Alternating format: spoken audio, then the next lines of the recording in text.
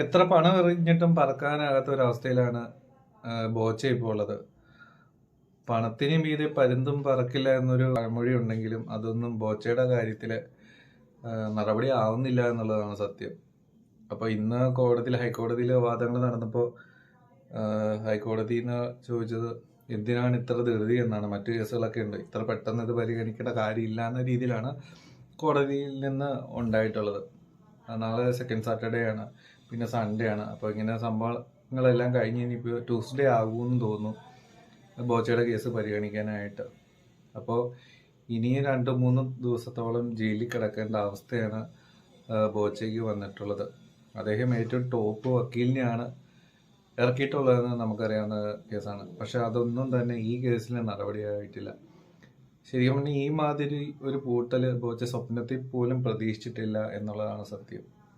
ശരിക്കും പറഞ്ഞാൽ കുറച്ച് ബുദ്ധിമുട്ടും തോന്നുന്നുണ്ട് കേട്ടോ. കാരണം വെച്ചാൽ അദ്ദേഹം ഒരു പ്രശസ്തിക്കോ അല്ലെങ്കിൽ പ്രൊമോഷനോ വേണ്ടി ആണെങ്കിൽ പോലും അദ്ദേഹം ഒരുപാട് നല്ല കാര്യങ്ങൾ ചെയ്യുന്നുണ്ട് എന്നുള്ളത് നമ്മൾ അംഗീകരിച്ചേ പറ്റത്തുള്ളൂ.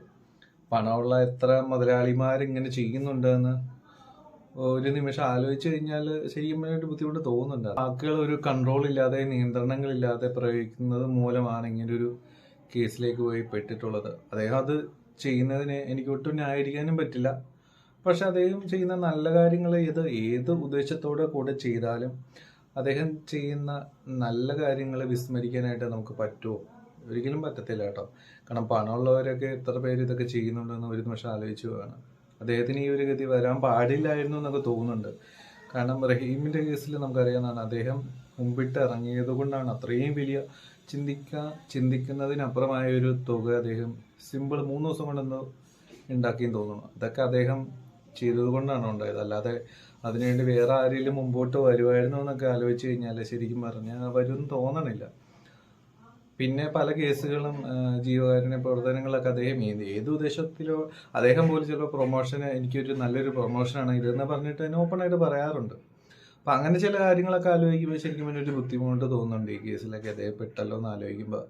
അദ്ദേഹം ചെയ്ത തെറ്റുകൾ ഒരിക്കലും ന്യായീകരിക്കാനും കഴിയില്ല. എന്നാൽ അദ്ദേഹം ഇതൊക്കെ തിരുത്തായിരുന്നു, മുമ്പേ ക്ഷമ ചോദിക്കായിരുന്നു. അദ്ദേഹം എല്ലാം കുറച്ച് വൈകിയാണ് ചെയ്തത്. അതുകൊണ്ടാണ് ഈ കേസ് അവസാനം ഈ ഒരു അവസ്ഥയിലേക്ക് എത്തിയത്.